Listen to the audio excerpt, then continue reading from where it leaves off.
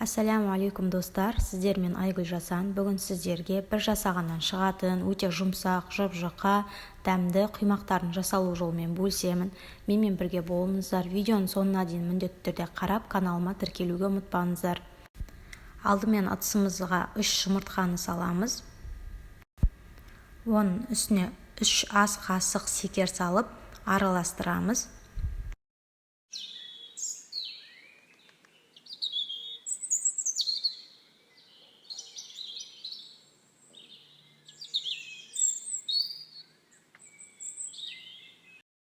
Араластырып болғаннан кейін үстіне ас содасын және де тұзды саламыз. Кейін үстіне 3 үлкен қасықпен өсімдік майын құямыз.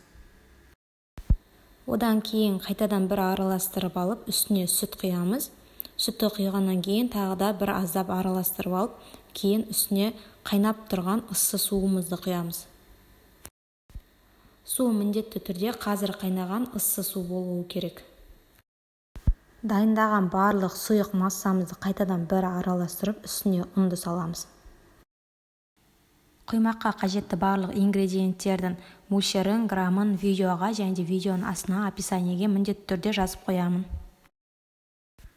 Дайын болған массамыз өте қою емес, видеода көріп тұрғандарыңыздай аздап сұйықтау болып шығады. Массамыз өте оңай дайын болды, енді оны пісіруге болады. Табамызды ең басында тек аздап қана майлаймыз, одан кейін оны майлаудың қажеті жоқ. Құймақтарыңыз жабыспайды, қорықпаңыздар.